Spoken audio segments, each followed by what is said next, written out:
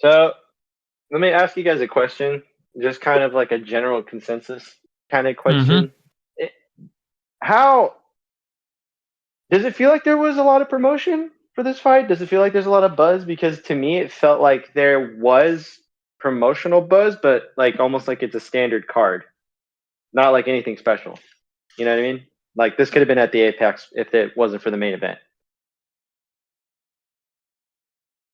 I don't know that I don't pay that much attention to the media buzz anyway.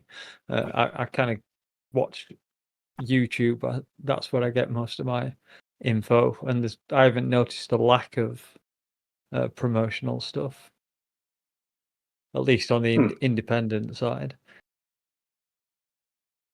I think Okay. it's been kind of standard level promotion. Like, I mostly get my stuff from like YouTube or like the podcasts and shit. And all my notifications regarding this card have been about the same. I haven't heard anything outside of it, or I haven't heard anything from it outside of my social media. But that's normal. Like normally, it's only like the really big cards that I'll actually like see commercials and stuff for. So I'd say it's about Hmm. average for a pay-per-view card, which is shit promotion. Okay. So this is a standard promotional value that the UFC is pushing. It's not that it's the weak card that's hurting it. No. It's it's the standard promotion that you would get from any UFC event. Yeah, they tend to only really promote their like strong cards, Hmm. or AJ, like you their feel the big, same? not necessarily their strong cards, but their big cards, like the BMF or like the one that had like 3 title fights on one card. Yeah, the ones where they could get a lot of pay-per-view buys out of it, more or less, right? Yeah, Okay. No, that makes sense. Did you feel the same way, Danger? Yeah, pretty much. Like I said, I don't pay that much attention to promotional stuff anyway at the moment. So, but as Dave said, well, as I said before, Dave did, I get most of my MMA information from YouTube. I don't watch TV. So yeah, I haven't really noticed any difference from any other UFC card. Okay. Was there anything that stood out from any of the press conferences or any of the embeddeds that you guys have noticed? I mean, obviously Sean Strickland. I mean, I know. I'm trying to see if there's anything else that would have stand out. I mean, the fact that Manuel Cape literally almost came to blows with Izzy on stage Oh yeah, was hilarious to me. yeah, that was very funny. I loved it because it looked like he was trying to tell his little brother to shut up. I can give get Cape that. credit. Yeah, Cape looks like he's a dude. Like I never assumed he was that good, even if he did come from Ryzen. I love the fact that he's just this little fireball of energy.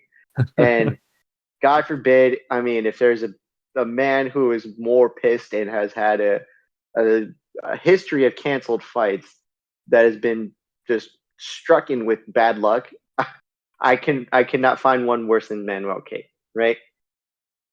Oh, I'm I'm the confirmed casual. Don't forget. So I haven't. Oh, Not correct. that Yeah. aware. I'm So not that aware of Cape's record going so back. yeah. So he was supposed to fight Cody Garbrandt at one point. He was supposed to fight I think Alex Perez at another point. He was also supposed to fight, I think, who Davison Figueiredo, and that fight also fell through. So then he gets booked with Kai Car France, and then Kai Car France has concussion symptoms and is also pulled from the card. So it's like his last 4 fights, any one of them. Apparently, this is what they were saying on other outlets and whatnot. Is that like if he had fought at least once in that span of time of those 4 cancellations and against any one of those names, that's an automatic like he's next in line for the title. Wow. That's flyweight. Yeah, I suppose Which so. is like about it. That's depressing because it's like, damn it, now I have to take on this short notice like Brazilian kid who's undefeated who nobody knows. It's a rough, God. tough game. Oh yeah, no, that was just a thing. I thought that was hilarious. Yeah. Was there anything else you guys had noticed or no, or had taken note of?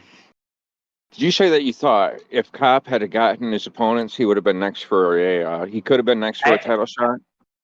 At one point, you could say, like, if he had fought any one of those fighters, and it was all flyweight bouts, like Davison Figueiredo, Cody Garbrandt, Kai Kara France, Alex Perez, he would have been at least next in line. Maybe not a title shot, but a title eliminator more or less. But then again, it's one of those guys has a history of being canceled fights. Alex Perez being that individual, and then Kai Kara France never really pulls out of fights. This is the first time he's ever had that happen. Davison Figueiredo is in limbo right now because he's supposed to be fighting at bantamweight, but was also trying to fight, again at flyweight. So it's a weird situation with him. Then you have Cody Garbrandt, who had his terrible debut at flyweight against Kai Kara France. So it's just, then he goes back up to bantamweight. However his career is going to play out is going to be, mismanaged regardless. But it's just a bad luck kind of scenario where at least if he has one of those fights, he still maintains a title shot availability, I think. Like, he doesn't I'm not immediately get sure. a title fight. You don't think so? Well, he's on a 3-fight win streak, but one of them's against Ode Osborne, and he missed weight bad. One of them's against true. David Dvorak, and he sucks, and he's on a big losing streak. So his best win is against Zalgas Zumurgulov, the guy with the weird Bulkhead. hair. Yeah. Yep. So that's Well, like that's what his I'm only saying. good win. That's his only good win in the UFC. Well, that's what I was saying, is that he wasn't guaranteed a win. And obviously not what I'm saying. What I'm saying is like, if he had fought and won one of those fights, he's on a 4-fight win streak and then has a name. At a bare minimum, that gets you a title shot or availability to take the next title shot. I think it gives him maybe a backup spot, but I don't even think he that's deserves a almost as big good. name off of. That's almost I as don't good. think he deserves a name. Like, No, I don't think he's earned that availability either. But who else is he going to fight? Plus, you're not going to give those guys, let's say Cody Garbrandt, Davison Figueiredo, a step back below anything lower than that. Okay, I don't think so. they should rebook those fights and have him quit taking short notice shits. Well, that's how the UFC does their matchmaking. I mean, if we learned anything, I mean, that's Cap's decision to accept those fights. He doesn't well, I have mean, to. look at Jessica Andrade. She's literally going to be fighting 6 times this year, I want to say. Mm-hmm. Yep, and she's taking on what's her name? Mackenzie Dern now. Yeah, well, she's fighting for like financial reasons and shit. Like, well, how come Cop isn't? well, I mean, like, she specifically had like her manager screwed her and her like ex-wife screwed her or something. Okay, yeah, I was gonna. Okay, well, that's it's unfortunate, but that's also the UFC being predatory on how they offer fights. Well, she's going to him and saying, "I need fights. I want fights." Yeah, I know. Again, it's not ideal, but this is just how the UFC runs their show. But either way, my kind of story from earlier in the week was, I guess, like Sean Strickland said some controversial shit about women or something like that. I didn't really dig into it, but then that all just kind of got blown away with whatever it is he's been doing. So are you I'm not following sure Guru too? No, I followed the Discord, and the Discord's been the Discord and the Luke Thomas live chat kind of went all in. Oh, I haven't seen it yet. Like, I think if Sean was saying dumb shit, that's like abhorrent and probably shouldn't be forgotten just because Izzy's out there like playing with dogs. But I'm not even sure what exactly he said and if people took it the right way or not. Well, is he trying to go like race to the bottom with like Sean? Like, who could be the more asshole-ish person? Because it seems like that's what he's trying to do. I don't think I've heard anything bad out of Izzy regarding Sean, really. I just heard, Sean was making comments or whatever, and then the dog stuff blew up, and then that's all I've been hearing about. Like, I don't know. For me, I don't think I've heard anything like Izzy said specifically bad about Sean. oh no, it wouldn't have been about Sean. He's actually been praising Sean a little bit more, which was surprising to me. I mean, other than saying he's going to knock him the fuck out or just have his way with him. It's weird that they're doubling down on not wanting to fight Drakus. That's kind of like the thing I kind of get out of it. Like, well, I'm going to probably fight Kamzat, or I'm going to get somebody else up here, and I'm like, why are we trying to overlook Drakus just because he wasn't ready? Granted, that fight already sells itself, right? I just don't get that part. I understand it though, because it's like Dana doesn't like when fighters turn down fights. I don't agree with it, but I get it. Right. Israel being the champ can fight. I mean, he can turn down almost anyone he wants. He can do it a couple times before they'll strip him. Like, he was willing to fight DDP. I was listening to someone today, and they were talking about Izzy.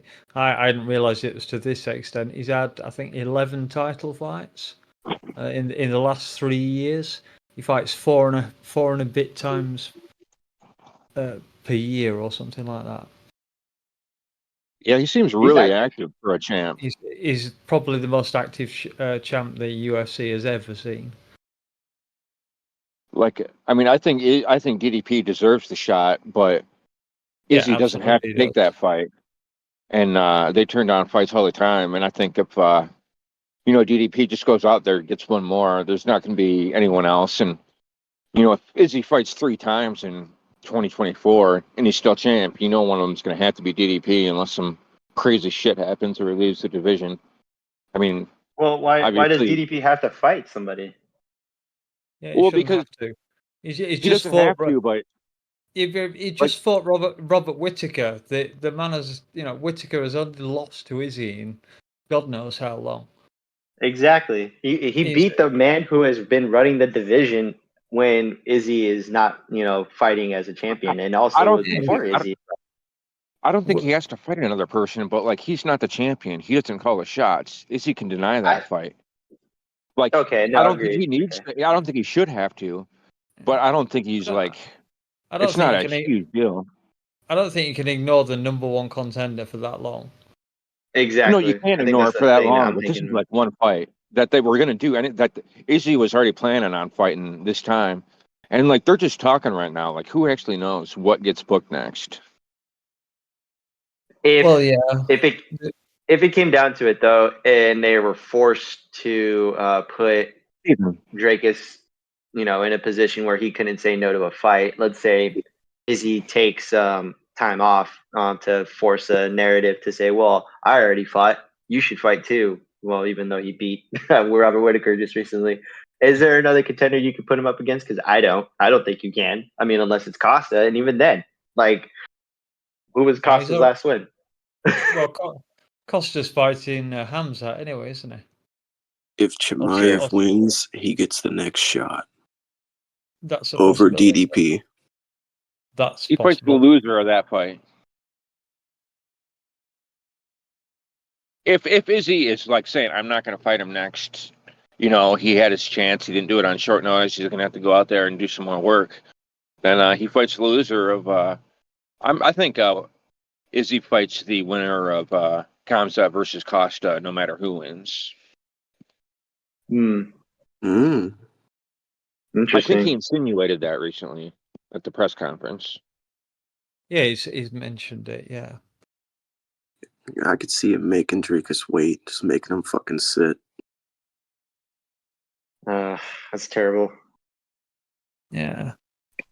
I'm not saying it's right. No.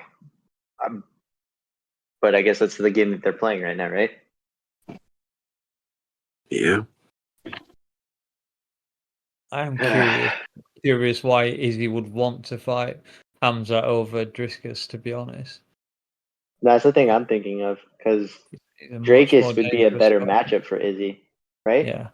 It's probably better to fight him sooner than later, too, because his fucking weird ass is getting better, I think. If you beat Robert Whittaker, I would say you've gotten better. Yeah, definitely. I think that the UFC would prefer the possibility of Chimaev being a champion if he were to beat Izzy than DDP being a champion if he were to beat Izzy. I think they would like to You see think they Chimaev. really want like Khamzat as a champion though? Because it's like the dude's only gonna fight like once a year probably. Like that And in whole Abu Dhabi. fucking I fight anyone anytime every 2 weeks ended up being like fake news and just like Well, there's two things I think to that. I think because his connection with Chimaev. I'm sorry, not Chimaev. Kadyrov. you're off. Kadyrov, yeah. Basically he's not allowed to come to the U.S. as it currently. I'm imagining that has something to do with it. Then on top of it, him being,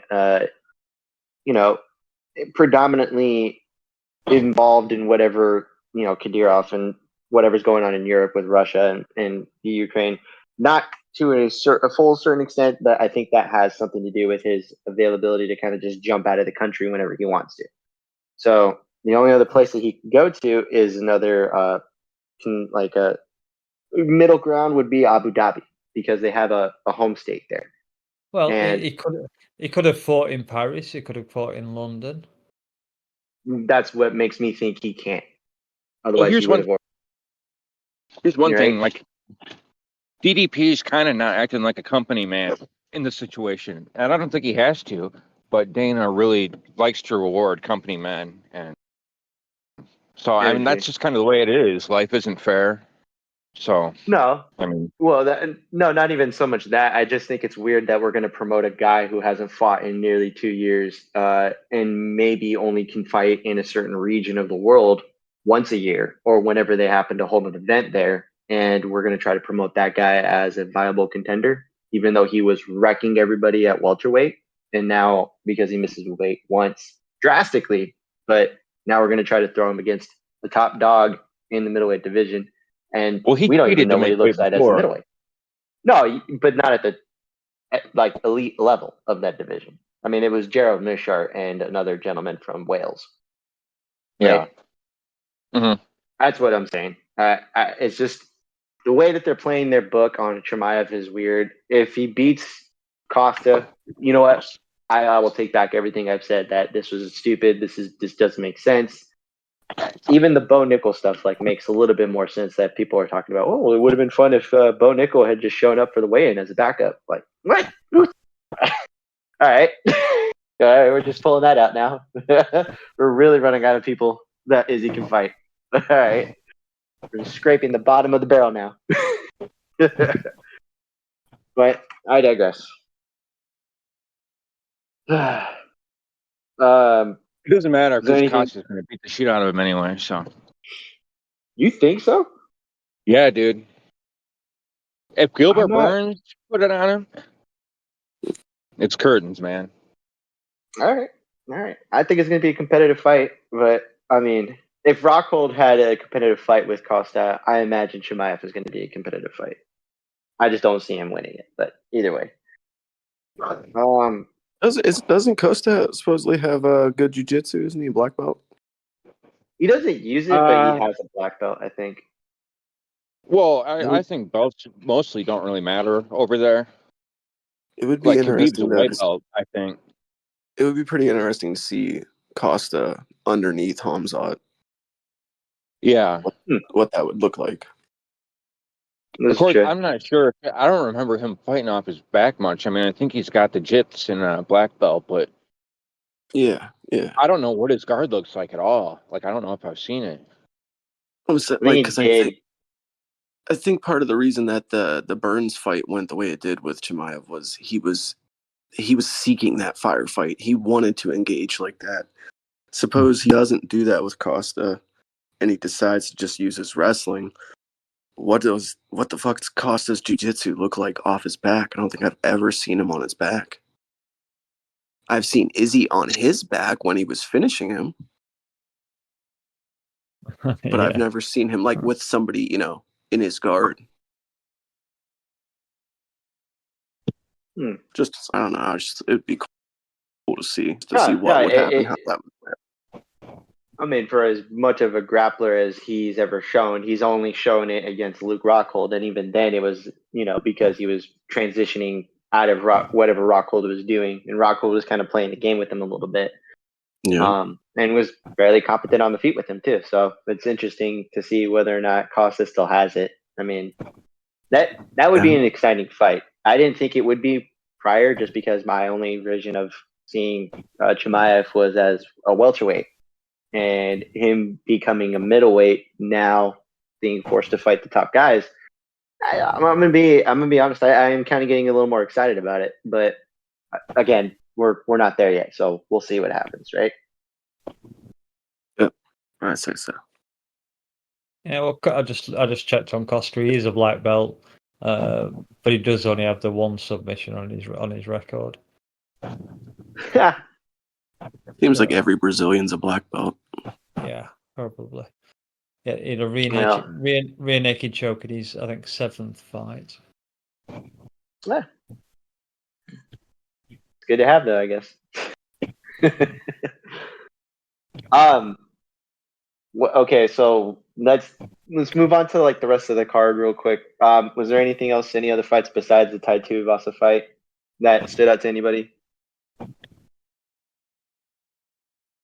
I'm not looking at it, but the Jack Jenkins and Chepe Mariscal fight, I'm interested in that one. Chepe is the one that fought Trevor Peake in that fucking backyard brawl.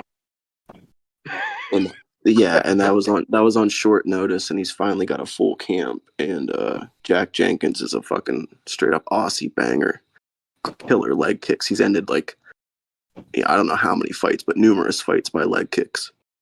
So should be interesting. I'm pretty excited for. What'd you say? He's a tough dude? Go ahead. I was gonna say, yeah, he's a tough dude. Jenkins is, and Chepe is. He's one of those, like, he doesn't look like it, but he's a hammer. Yeah. That dude can bang. That's gonna be an exciting fight. I think that's a sleeper of the sleeper fight of the night. But no, go ahead, Dave. I'm pretty excited for Carlos Ulberg versus Jung Danan. This is kind of he's headlining the prelims, and this is kind of a marquee fight for Carlos. His striking has always looked good, and he's just an amazing human being, and so I look forward to seeing what he does. Mini Gastelum, Nasrat Hakfors is fighting. He's always fun, and I think Jamie Malarkey and John McDessie is going to be a sneaky banger for sure, and that's one that everyone might want to kind of stop discording and watch, because they're probably going to get crazy. John McDessie's fun. He's got funny shit, and he's short, kind of powerful, and Jamie Malarkey always brings it, so it should be good. A couple of seasoned vets, too. Yeah. Those dudes been around the block a time, too. Yeah, they're not big names, but they're the guys that you show up to watch, and they're going to, at least, whether they're going on it or they're putting somebody on their shield, like they're going to bang regardless. And I like that. I think it's a good card for that.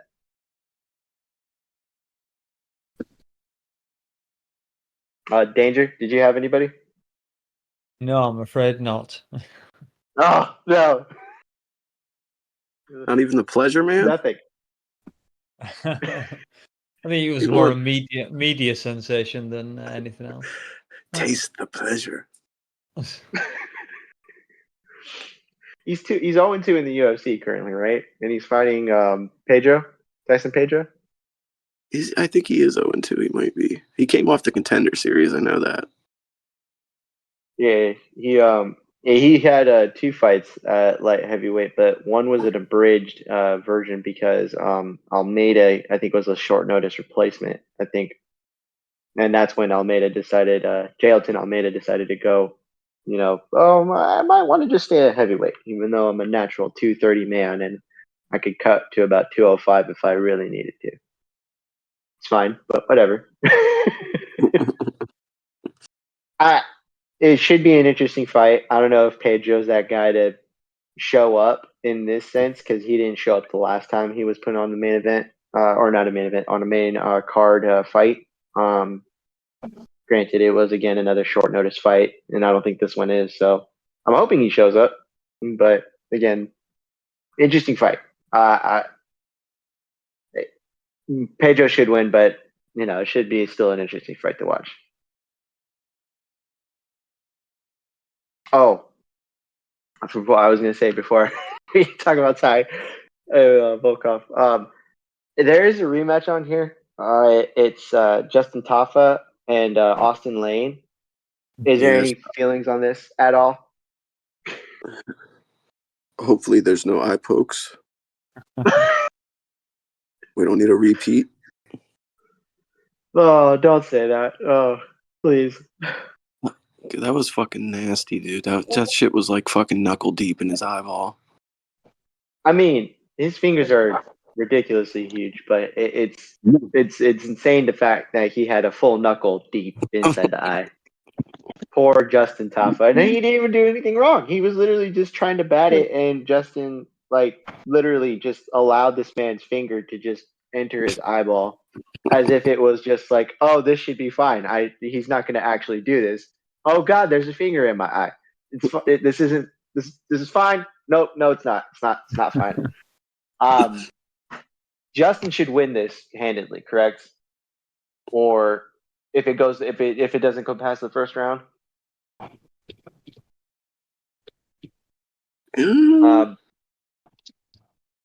I went with a guru take on this one, and I jumped ship over to Austin Lane. I quite liked his argument, so share it with the class, please. I honestly can't remember that much. It was I just thought so. To be fair, and for all the hate that Guru might get off some people and whatnot, he's generally very good at doing his research on fight picks. So I went along with that one because I don't have a lot of opinion on, in fact, pretty much zero opinion on anyone other than the two, the main and the co-main event on this card. So, that's a disappointment. Oh. Dave, do you have anything to add to this fight? No, I don't. Got it. All right, Lazy. Little interesting fact. I got something about Austin Lane. Austin Lane is 35 years of age, and his opponent only 29. That's usually not a good sign. No, that's not. Are you serious? Yeah, I didn't realize he was 35. I thought he was younger than that. I thought Justin was older. I don't know. Maybe I'm just overthinking it. He's only 29. Oh yeah, according to Wikipedia, I guess. That's insane. I would assume. Never mind. Maybe I'm just because my inner love of Mark Hunt would assume he's past 35 at this point. December 13th, 1993. He's 29 years old. Good for him. Okay, cool. So never mind. That changes my ideal on this one. Like Austin Lane's the natural athlete, but he's not the natural fighter. By definition, Justin should win this fight, even if it goes the distance. He's got the power. He has the durability. He's got slightly more versed fight experience, but I mean, I guess that's not here nor there. This is heavyweight, so anything can happen, I guess. Anything other than the Justin Tafa? Anything else on the card before we get onto the co-main? I got nothing. All right, let's go ahead and get what is Volkov a perennial contender, or is Ty just struggling before he makes his actual run to the title? I'll ask you first, Lazy. Is Volkov a perennial contender? Yes. Or is Ty just a contender in waiting due to his inability to be consistent when he needs to be? I kind of think that Volkov's sort of on the tail end of his career, but he's still sharp. He's still long, lean. Fucking, he can lay them fucking shots in there. Ty, obviously more of a wild card, more of a wild man, swinging them bombs. But as far as like, I would say a win definitely benefits Tuivasa more than a win benefits Volkov. I don't think a win for Volkov really does much. But if Ty can pull it out, sort of gets him back in contention a little bit, and he certainly needs it. I think he's coming off a couple losses. Okay, fair enough. Dave, I'll ask the same question to you. Can you repeat the question? I had a animal emergency, so can you repeat the question, please? Understood. Is Volkov a perennial contender, or is Tai Tuivasa a contender in waiting? Volkov is a perennial contender, but like he's almost like Neil Magny level for the division.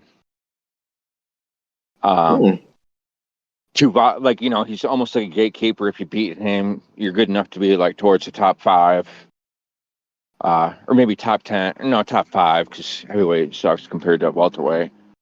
But Tai Tuivasa, he's also a fighter that's never going to be a champ or at that level. But he might find himself in a championship fight given the right circumstances, like a Mark Hunt or an interim belt if the things, happen to play out right. But, heavyweight is kind of trash, and he's kind of he's almost like at the better end of the people that are like, when I say trash, they're like kind of good at one thing and not really good at the rest, but kind of good enough to avoid the threats other fighters present there. But he won't ever be a champ or like an elite fighter, but he'll always be a middle of the pack guy. Like, no, he won't go places, but he's fun. I just rambled on. I don't know if I even answered the question, but I'd like that actually. I think those picks were better than mine. The problem is that I guess it's heavyweight, right? So it's just these guys can be good and still lose to bad heavyweights, or be bad heavyweights and just be perennial contenders just because it's heavyweight. But neither here nor there. DangerMouse, same question to you, sir. Yeah. I think a little bit of both. Obviously, Volkov's he's 35 years old. That's not that bad for heavyweights, obviously, but he's still, getting towards the end of his career. Tuivasa's, I think he's Tuivasa. He's 30, 29, 30 years old. So obviously he's got room to carry on. Looking at the record, it's quite funny. Their last 2 losses each have come from Sergey Pavlovich, Cyril Gane, and Tom Aspinall. And I think that just shows you kind of the next level of heavyweights. All those guys are exceptional in one way or another, and I don't think Tuivasa or Volkov are at this stage. All right, fair enough. Just look at going back the way Gane took Tai Tuivasa apart. I can't see Tom Aspinall not doing that. I can't see Pavlovich not doing that. So yeah, contender maybe, but very unlikely to ever wear the belt. No, yeah, I mean, to your point, watching him fight Gane was interesting, mainly to the point of like he absorbed nearly 3 times the amount of damage that he probably should have, and then nearly cracked and finished it, or he did crack him. He nearly finished Gane because Gane had taken his foot off the pedal, right, and somehow dropped him because Gane was just being lackadaisical as he normally does in certain fights. But it's just interesting that man can put on a run and then lose to the top guys at the division and still, okay, well, now I have to kind of start over.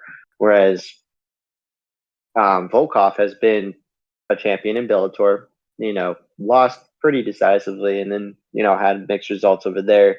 Finds his first run inside the UFC, does pretty well until he meets, Derek Lewis, and then gets knocked out after nearly putting that man through hell, and then in the last 10 seconds gets knocked out. Then he just kind of flip-flops between, beating good guys, losing to decent, heavyweights, or beating, terrible heavyweights, and somehow managing to just get, sideswiped by really good heavyweights. It's just interesting to see. To me, this feels like the perfect crossroads between both of these fighters. Is Tai Tuivasa going to start actually coming through and becoming a contender like he was supposed to be when he was on that secondary run of his? Or is Volkov here to stay? Is he that guy that you can kind of depend on to put on the main event? It doesn't matter where, he shows up and puts on a show when he needs to. I mean, he did give Gon a run for his money when they fought, and he's not the most athletic, he's not the most powerful. He's a big heavyweight who can hit, and that's kind of something Dan likes to see. So either way. One more thing I did want to ask you guys about the main event. Is there any, I'll start with you, Lazy. Is there any way that you could see Strickland winning? And realistically so. Like any path to victories that you can see? Damn. No. I mean, he could try to outpace him, maybe. But I don't recall ever seeing Izzy gas. Anybody can get clipped. I mean, that's a thing. But I've never seen Strickland show that fucking one punch power. He's got that Diaz style fucking accumulative blows. Yeah, he's not known for KOing people. Yeah, the one thing I will give him is that when he knows a guy's hurt, he does pursue the finish very well. Yeah, when he senses blood in the water, Yeah, when he gets going downhill, he's tough to stop. But I don't think he's got the same size and physicality that Pereira had to kind of corral Izzy and corner him and to stop that movement. I think Izzy's just gonna fucking pick Sean off all night long and basically toy with him. So to answer, no, I don't think there's any path. Okay. Dave, same question. I'll edit this out. Can you repeat the question? Is there any path for Sean to win against Izzy? Yeah. Actually, there's a good path to win. I'll tell you how. Did you know that in MMA, if you scream out, like it's supposed to be a verbal submission. Like if you audibly wince or scream and like yell, the ref is supposed to stop the fight. And that's a submission. I think I understand what you're trying to say, but please elaborate. Well, it's in the unified rules. Like, I mean, a fighter doesn't have to tap or anything. Like, if he like screams out and yells, that's a oral submission. It's in like the old unified rules. Every version of the new unified rules. Right. I tell you what, Adesanya's been kind of like leaning into that direction a little bit lately. You know how he'd like yell out and scream and grab his leg and cry and shit. You get Keith Peterson reffing that fight. Oh my god. That's fucking nonsense, and he don't do that nonsense. He tries pulling that shit. He gets his leg kicked. He grabs his legs and cries. Fucking Sean Strickland, TKO, champ of the world. They do a rematch. EDP never gets a title shot. Balance in the world. That's it. I love it. I love it. I can't top that. That's hilarious, and I love everything about it. Oh my god, if that was I wonder what the line would be on that verbal submission. Oh, you know what? That'd be something to kind of look into. That's like $5 I don't want to see again, or light on fire, or however we were going to try to say that. just chuck a dollar on it. That'll still be worth it. Right? Yeah. If he could just somehow grab his dick and twist it and get him to scream loud enough, we could see a Strickland champion. They say there's no pinching allowed. Like you can't, like someone corrected me on this. You can't like pinch the skin and twitch the skin and stuff. No But if he does individual like like open hand palm, digit like a full manipulation. fist, like I think a whole open hand grab of the chest might be allowed. What if he tears his fucking gyno off? Oh yeah, I see where you're Technically, he going doesn't there. have it. Oh, he doesn't I have don't it? think I'll I don't say, think he has yeah. it this fight. Oh, he's not bothered this time around. No. Give him a titty twister. A purple nurple that'll get the job done. Yeah. That'd be pretty good. Real quick, Danger. Same question. Is there anything that you? Can I see a way of him winning? Yes. Obviously, there are ways. If he, I mean, I'll be relatively serious to start with. If he can back Izzy up to the fence and maybe get his hands on him, it's possible that he can take Izzy down and maybe get a submission. But again, although he's not that well known for going for submissions when he takes fighters down, he tends to just like to lay on ground and pound. So that's it. And plus, it's Sean. He's going to want to do the man dance more than likely. So, but Yeah. maybe. And the other one is obviously that Izzy throws a calf kick at him. Sean checks it, and Izzy's leg breaks because that never happens in MMA, obviously.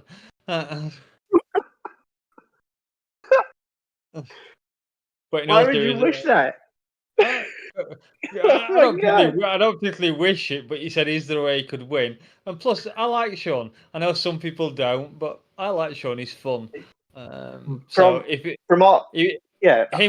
winning would give Dana a fucking heart attack. Oh my god! It would be the best upset in MMA, in my opinion. I don't know if it'd be the biggest, but it'd definitely be like top 5, especially just after Izzy just took the title back from Alex Pereira, right? It'd be top 5 for sure. Dude, I tell you, I don't like him at all. I don't like Sean. But I think he's a We good know, fighter. yeah. And I think that Crocodile Dundee hat was like chef's kiss. Like I might kind of like him now, just because he like wore that. Like, that was funny. Let's fucking go. Do your thing. Just imagine it. Just imagine it comes true, and it ends kind of in the same way as the Conor McGregor thing. Whatever way Sean wins, and then the announcer comes in and says, "What do you think of that fight, Sean?" And I'm not surprised, dog fuckers. Yeah. He'll think it's a missed opportunity if Izzy doesn't walk out to Who Let the Dogs Out. It goes full into it. You know what? He might already be doing that. What did he post? That thing that Warden posted? The thing with the dogs in the water. It was a picture. I'm not sure. I think it was. Oh, I did. Instagram. Did you see it, Danger? I saw it, but I just scrolled past it. I didn't actually look at it. I thought that was like a jab at Strickland killing the dog. Oh, it might be, yeah. Yeah. So that whole like that's like 2 or 3 years of age can consent. God damn it, Dave. No, too much. Yeah, depends on the breed, but depends on the breed. That's gonna wind up on the cutting room floor right there. Yeah. That's fair enough. Strickland would approve. Well, I mean, if it's 7 years, every dog year is 7 years. I mean, yeah. Who are we really to judge consenting species? This is heading down that road. Well, I mean, really, it's 2023. I know, but are you going to get in the way of love? There's no special going to sit here. Would I be a man to say no to it? I'm not gonna. If I don't know it exists, it does. It's that joke of like, what's it? If a bear shit in the woods, does anybody hear it or smell it? No, but still, rather than just not know about it. But all right, I just want everyone to be happy. God damn it! You seem quite keen on it, Dave. If you do, you should move to Finland. It's still legal there, so. No, I'm not into that. I just don't like. I mean, if they're adults and like, you know, This is true. Let me finish up with my synopsis real quick. All right. Sean kind of laid out his only plan that would make sense, and unfortunately, his plan is to do the Kevin Gastelum thing. Which the only reason why I would say the Kevin Gastelum thing is because Kevin Gastelum almost like poured his, as BC would say, his manhood and heart out onto that night, and whatever it was magical. Art being the format that BC would choose to say, but he has to literally close the distance, be in his face, make it a dirty fight, more or less how he usually does. He fight within that distance, almost as if he was Nate Diaz. I think, well, I don't know if it was Danger or somebody that said it. Like, he can fight like Nate Diaz. He's not known for one punch knockout power. He's known for accumulation of punches and then getting you tired just enough to where he clips you, you fall down, not because of the power of the strike, but because you're just exhausted. That's the only way he wins. I see what you're saying. I'm not sure what he said about fighting like Gastelum, but the thing is like Gastelum's so loose, and like, you know, he's kind of loosey goosey moving around, and also he's really fast, and like that's kind of a complete opposite of Strickland. He's like not loose at all. He's like rigid and just agreed. Like, I think he what just part meant of his like game crash plan is into he him. trying to? I just don't know if he has the footwork. I don't think he's capable of the footwork to do that, but I don't think he is either. But I think he has that ability to kind of crash into Izzy, and whether or not it becomes an ugly fight, kind of like how he did against Uriah Hall. Uriah Hall was the far better striker, and he just kind of crashed into him at certain points, and then at one point of the fight, he grabs him in a missed opportunity from Uriah Hall, clips him, barrages him on the ground, and that was pretty much the end of it. Like, Uriah never recovered from that point. Against guys of a similar size, I mean, Pereira is the only one that's close to Izzy's size, and even then, it was because he just chose to do the dumb thing of like, well, I'm gonna fucking try to fight him. So no, you don't do that against a man who could just one punch boop you and just put you on your ass, and that's it. Izzy's not that guy, but he's accurate, he's fast, he's long, he's very agile with his striking. He's cerebral. You're not going to just trick him into trying to brawl. That's the only way that he does it, though, I think. Maybe Sean learned some stuff while he was with Alex, because we know he went over there and trained with him, or at the very least did a lot of sparring with him. Yeah. So I did see a tweet. Alex said that during their sparring sessions, Sean won the majority of the rounds. I don't know how true it is, but that's what he said. Alex talks a lot of shit, though, too. Yeah. Like, he said he was scared of Sean. He's like, I was in the cage with him, and I was, like, scared to death. Like, look at this guy. It's like, I don't know. At least the sparring footage that got uploaded, it looked really fucking timid compared to, like, Sean beating up on random dudes in the gym. Oh, yeah. Yeah, I don't think that he like was... I don't think he was going to try to bully the fucking guy in the gym that knocked him out in the cage. I don't think... I would. I absolutely would, but I'd be fun with it. Because he knows he's got my number, you know, so it's like, let's have a little fun with it. Yeah, well, I mean, that's the thing. Is just like, if he does kind of put on the facade of like, well, you know, I trained with your enemy, I know how you fight, he beat you 3 times in your career in combat sports, I think, you know, I would have leaned into that more often than what we've been seeing. But I'm looking at it as if, you know, Sean's going to have to go for broke. Otherwise, he just loses by decision. It's either going to be an ugly fight that Sean has a chance that goes to the cards. That's the only way. Otherwise, it's just going to be the Izzy doing Izzy things from the outside. I don't think it's particularly going to be a Yoel Romero performance, but I do think it could be like a Robert Whittaker performance where Robert was barely able to land, but when he did, he made it count. But Izzy was just a step ahead of him, just a slight step ahead, that it didn't matter if Rob was right on him. He was able to find ways to get in and get out when he needed to, unfortunately. And I think that's going to be the same kind of fight we're going to look at here. Izzy's too smart. He's too tactical, at least at this point of his career, to where he's not I don't think he's willing to take a chance on Sean Strickland. At least I wouldn't. All right, I got a gentleman's bet for you. No special. Oh, Discord profile picture for a week. all right. That Strickland doesn't make it out of round 2. 2.5. You're saying he doesn't make it over 2.5 rounds.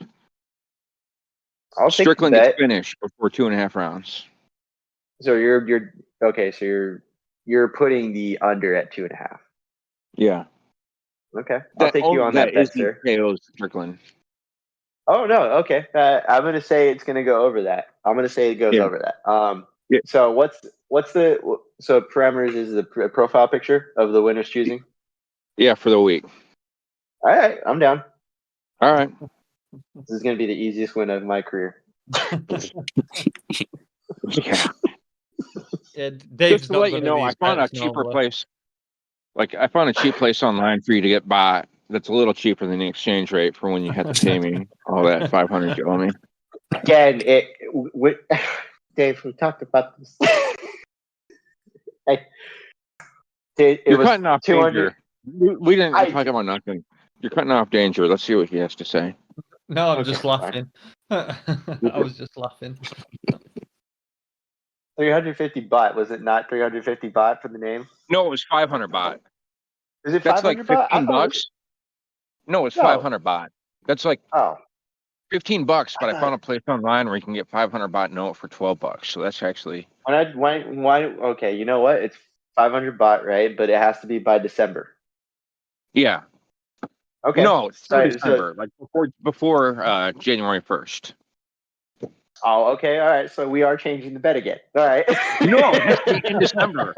No one ever insinuated Connor was going to fight in November. I always said in December. No, that's what I said. I said it has to be at least by December. You were like, yeah, he never fights again. I'm like, well, he may fight. I don't know. He may. I can't say that, but I'm pretty sure he's not going to fight in December. And you're like, no, 500 baht right now. 500 baht. Yeah, in December. Chatri will in December. Yeah. Yeah, that's what it is. He will fight in December 2023. And you owe me 500 baht. Okay, so it is. I have to have the entire month go by before he fights. Is that what you're saying? Yeah. Well, I mean, that's not what I'm saying. That's what you're saying. Like, I have it on You're podcast. gaslighting me. I have it on podcast. Have you not even listened to our previous episodes? It's I right have. there. I have. I'm just saying. You gaslight. You know what? To be fair, I did gaslight you the first time, so it's fine. I'll take it. It's fine. Because I'll still be right. It's fine. Like Jed Monsieur, I'm pretty sure I'm right. I'm just not going to explain to you how. Good, because I wouldn't understand. That's fine.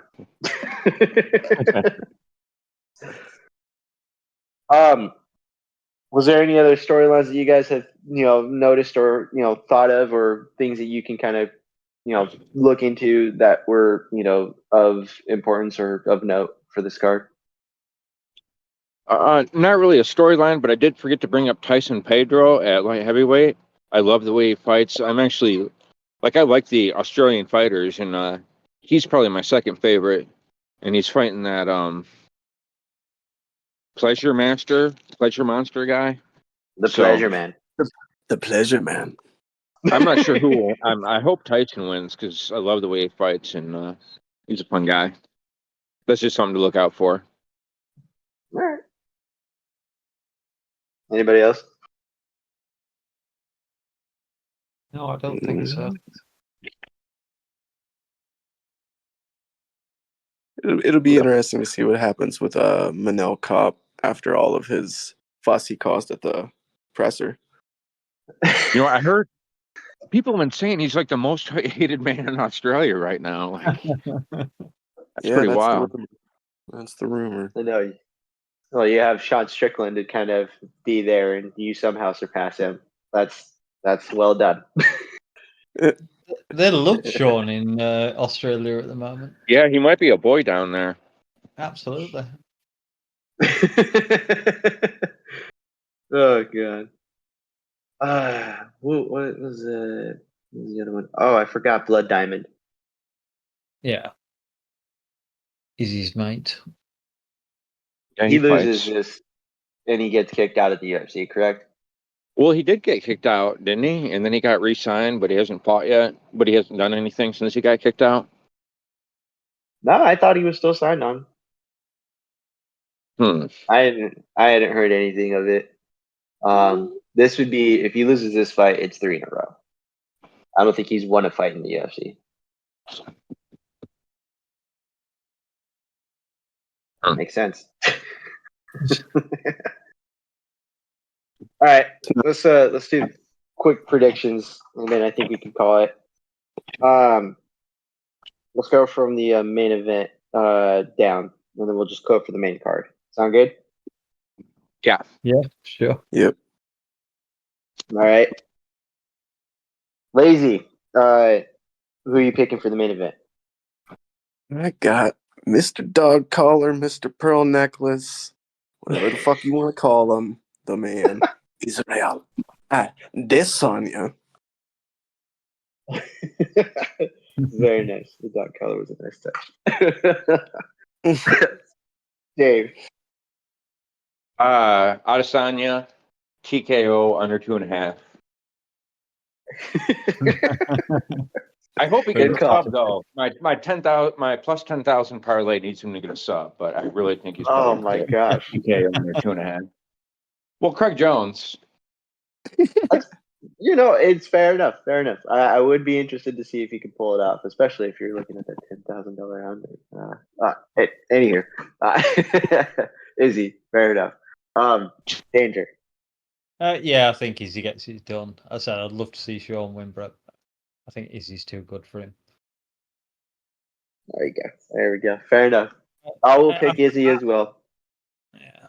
I think Go there's ahead, a very vague chance that it could go to a points decision, but most likely a TKO. I think there's a very high possibility that it goes to point decision. That's just me, mainly because it's Strickland and not Izzy. Yeah, I suppose so. Could well do, I suppose. Tai Chi wrestler versus Alexander Volkov. Lazy. This one was one of the tougher ones for me to pick because I feel like this one's like really a toss-up, but gotta decide, gotta make the choice. I'm gonna lean Volkov. Okay. Dave? I'm actually leaning Tai. I think like Volkov should win, and under any other circumstances he will win or he would win. But Tai is really going to be feeding off that Australia energy, and he'll just like really tough through some shots and just do his thing where he kind of gets that KO. So I'm going with Tuivasa. Nice. Andrew? Yeah, I'm just looking at the predictions in the Discord.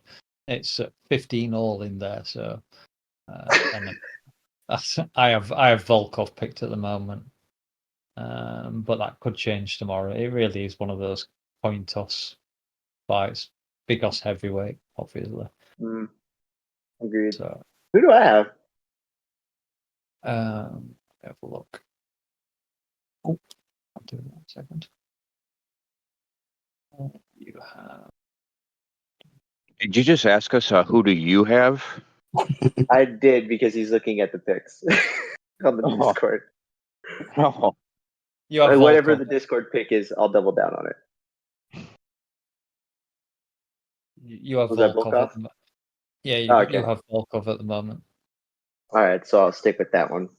It is a coin toss. I'll say that it is. Of all the fights on this card, I think this is the closest one on paper. For some reason, the odds aren't representing that, but I don't know. That's neither here nor there.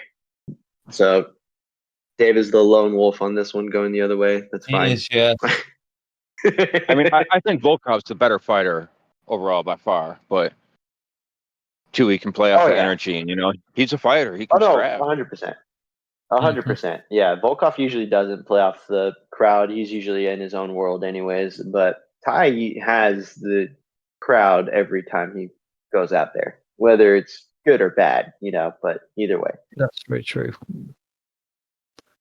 All right, so the featured bout is Manel Cape, Felipe versus Felipe Dos Santos. I'm gonna start with Lazy. I'm gonna go with Manel Cape. I liked his energy at the pre-fight press conference. I like the edgy little man kind of vibe he's bringing. All fired up, chucking fucking water bottles. Fuck everybody. Coming at them Trying all. to He fight doesn't give a it. shit. Yeah, fuck them all. So yeah, give me a Manel Cop. Very nice. Very nice. Dave.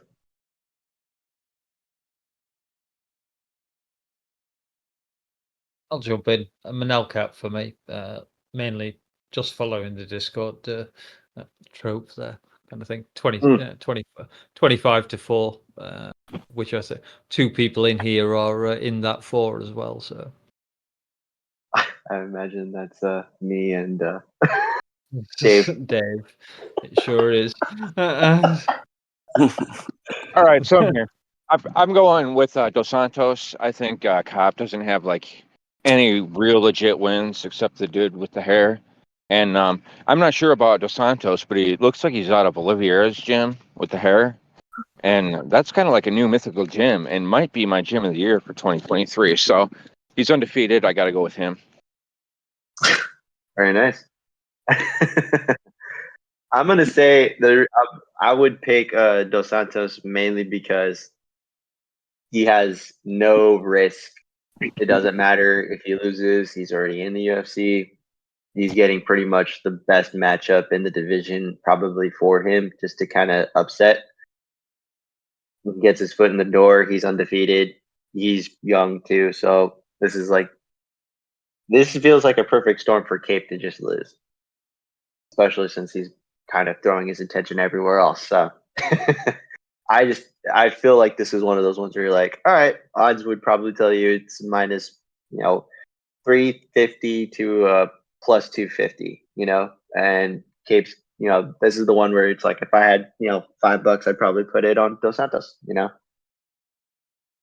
all I'll say. All right, Justin Taffa, Austin Lane. I think we kind of got our idea from this one, but I'll start with Lazy. This is funny because I've just looked at who picked who.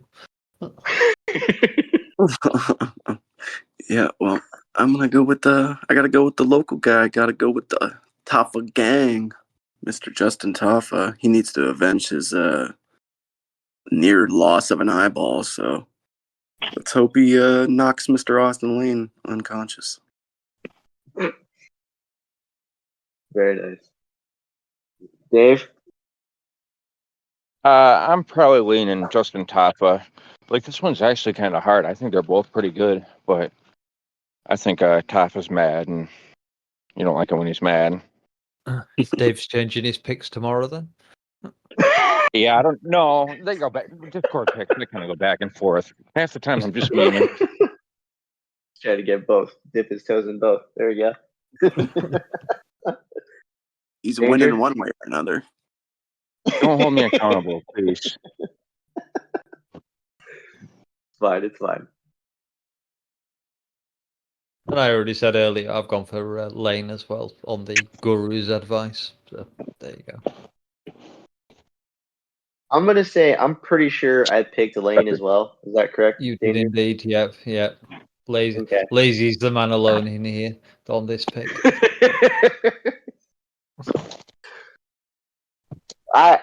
My thinking is he's the athlete. Unfortunately, I think he got a freebie in the first fight. I just think that if Taffa goes out there and tries to swing and bang, I don't think it'll work against Lane. I mean, Lane tried to do that against Greg Hardy, and that didn't do too well for him. So I'm imagining he's not going to try to, stay in the pocket. But if he does, Taffa wins. There's no doubt about it. Taffa hits harder. Taffa takes more damage. Taffa will knock him out if it's in the pocket. I just think Lane's probably going to be smart enough to stay out of it. All right, which brings us to the opener of the main card: Tyson Pedro versus Anton Turjay. The Pleasure Man. Let's just go with that. Lazy. As much as it would be a good time to see the Pleasure Man finish. I think Need that the soundboard for that one. yeah. I think that Pedro's pretty much got this one in the sack. So Tyson Pedro with the W. Not bad. Love your wordplay there as well. I need those on soundbite. Dave. Tyson Pedro. I think he's looked really good lately, and I expect him to go there and have kind of a showcase performance and get it done. Interesting. Danger. Yeah, I have Pedro as well. Their favorite. Now, I'm going to ask, am I the lone one on this one? Am I not on Pedro? Nope, we're all safe. We're all on Pedro. All right. Interesting. All right, cool. We didn't vary too much, except for, I would say, Lane and Cape. I think we were all pretty much not in unison, but pretty much aligned on most of these. But I'm gonna rate this card for 4. I'm gonna say we'll set the gymnastics score that I've heard so much about. I'm gonna say it has the height of I'm gonna say a 6 out of 10. Like it has to meet a 6 in order for it to be a decent card. Anyone have any thoughts on that or no? I've been getting sent to hell for this all week, but I have it at like a 7.5 or an 8. Maybe What? I just really like the Aussie fighters or something, but I'm actually pretty stoked about most of the card, except for some of the early prelims. But I like it. Interesting. Lazy? Yeah, I think 6 is pretty good. 6 might even be a little generous. We could be surprised. We could be surprised because it's you got a lot of local fucking flavor on here, and it's a lot of dudes that like to bang. So we might see. I don't know. A good crowd helps a lot. Yeah, if the Could be a good crowd. if the crowd's fired up and the local boys are doing good, it could be a fun night. So I'm gonna go 6, but I wouldn't be surprised if it's better than I'm expecting. Interesting. I like it. Andrew? Yeah, I kind of was scoring it at a 5 or 6-ish, mainly because of my ignorance more than anything else. But it definitely has the potential. All cards have the potential to be great. It just depends on the night, as you said. Aussies win, it'll be a fire atmosphere. If the Aussies start losing, it probably won't be quite such an entertaining night. Very nice. I think we're good. If Sean wins, the roof comes off the stadium. Oh God, could you imagine? Just to see that, and then if you were to look at a guy and then he finally just like becomes a UFC champion, and you're just kind of like, oh shit. I think that would be the guy. I'm going to be honest, but at the same time, does he come out of his shell if he's no longer the champion? Or I'm sorry, if he becomes champion, like this whole edgelord kind of thing that he does. Obviously it's a bit, but does he come out of his shell and start crying and just kind of act like, oh my God, you have no idea how much I wanted to do this. I don't want to do that anymore. I don't think he will. I think he's quite happy with his role as a semi-heel, but a popular heel. He's got that again.